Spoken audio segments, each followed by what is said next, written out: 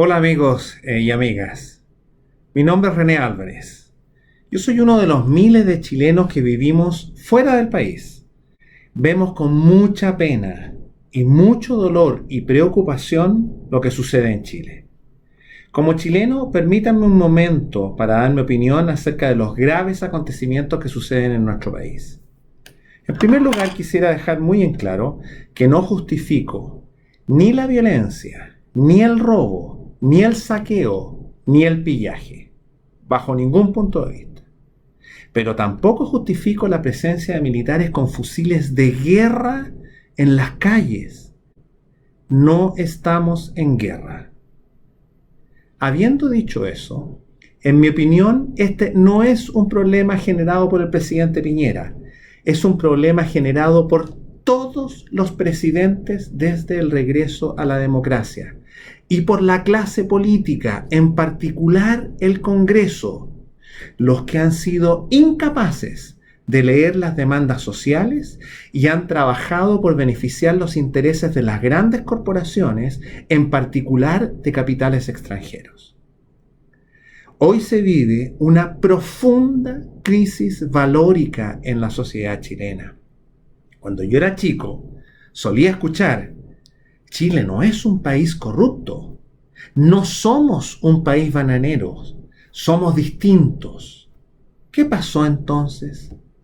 La corrupción ha llegado a todos los rincones del país, incluida la Iglesia Católica, el alto mando del ejército, el alto mando de carabineros, los empresarios, el poder judicial, la fiscalía, los altos ejecutivos de empresas que no dudan en coludirse para estafar a los consumidores y lograr suculentos bonos de fin de año.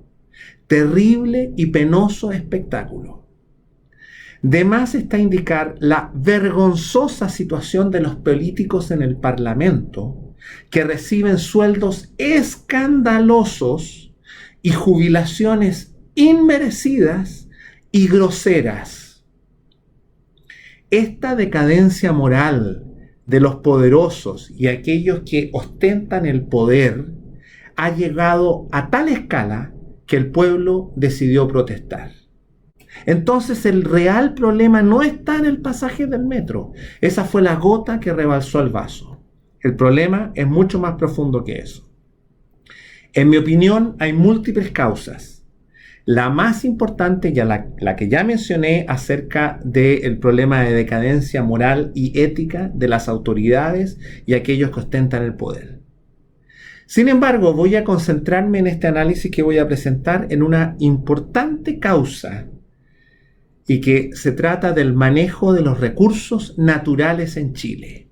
A mi juicio, la forma en que los recursos naturales se manejan en Chile es vergonzosa y una afrenta para el pueblo y los pobres de Chile. ¿Cómo es posible que un país rico en recursos naturales como lo es Chile pague jubilaciones de hambre a nuestros ancianos? ¿Cómo es posible que un país rico en recursos naturales como somos en Chile sea a la vez pobre? ¿Cómo es posible que un país rico en recursos naturales como es Chile tenga un sistema de salud público deficiente en muchos aspectos? Etcétera, etcétera, etcétera. La respuesta a estas interrogantes es muy fácil. Los recursos naturales no son de los chilenos. Sí, lo ha escuchado bien, no lo son. La Constitución vigente y las leyes que emanan de ella asegura que estos recursos naturales sean de unos pocos. La mayoría de ellos son empresas extranjeras, las que usufructan sin pagar los recursos de todos los chilenos. Déjenme dar un ejemplo con un señor que tiene en su casa un hermoso árbol lleno de manzanas. Pasa un señor extranjero y le dice: oiga, señor, qué bonitas son manzanas.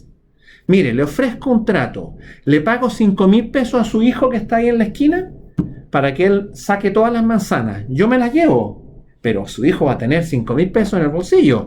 Le voy a dar trabajo a su hijo. Más o menos eso es lo que pasa con la minería, pero incluso es peor, porque en el ejemplo del manzano, al otro año el manzano va a dar manzanas nuevamente.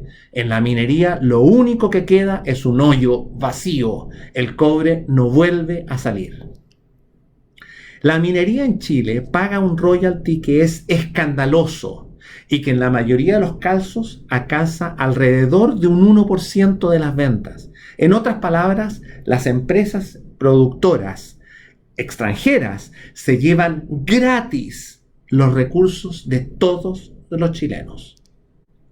El argumento que esgrimen los economistas, todos ellos ortodoxos, por supuesto, es que estas empresas dan trabajo y pagan impuestos. Esto es simplemente inaceptable, como lo vimos en mi ejemplo del árbol de manzanas. Sin ir más lejos, recordemos que la compañía disputada de Las Condes, que operó por más de 20 años en Chile, nunca pagó impuestos y al final fue vendida en muchos millones de dólares.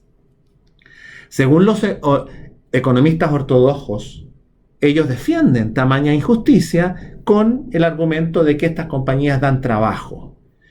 Bueno, son los presidentes, todos, y los políticos de todos los sectores los que han amparado esta situación. Recordemos que en medio de la discusión del royalty minero, el presidente de la República de la época recibió en audiencia privada al presidente de la mayor compañía minera del mundo, lo cual es escandaloso e inaceptable. Y ahora tenemos las consecuencias. Permítanme leer un párrafo de este libro, que es un libro muy interesante, escrito por historiadores chilenos, Sofía Correa, Consuelo Figueroa, Alfredo Jocelyn Holt, Claudio Rolé, Manuel Vicuña. El libro se llama Historia del siglo XX chileno. Voy a leer un párrafo que me parece muy interesante. Dice: la clase dirigente de fines del siglo XIX logró imponer una tasa tributaria a la exportación del salitre correspondiente, en promedio, al tercio de su valor. De esta manera, si en 1880 el salitre tributaba el 8.5%, en 1890 superó el 40% de su valor de exportación, descendiendo a un 20% en la segunda década del siglo XX.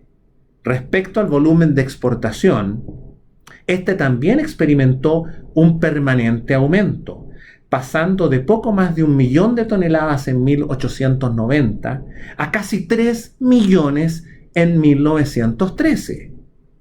Aparte de la proporción que quedaba en poder del Estado, es decir, de todos los chilenos, los 2/3 restantes se distribuían en partes iguales entre las ganancias del capital privado y los costos de producción, fuesen estos salarios o insumos, de modo que el Estado pudo captar la mitad del excedente generado por la exportación de salitre.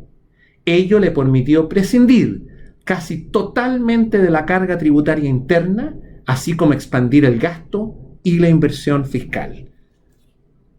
Historia del siglo XX. Entonces, en algún momento, nuestras autoridades perdieron el norte y decidieron regalar nuestros recursos naturales, recursos que son de todos los chilenos y recursos que ayudarían ciertamente a solucionar parte de los problemas que tenemos hoy. Entonces, propongo una solución inmediata a nuestros problemas. La minería debiera pagar al menos el 50%, sí, la mitad de las ganancias que recibe para todos los chilenos.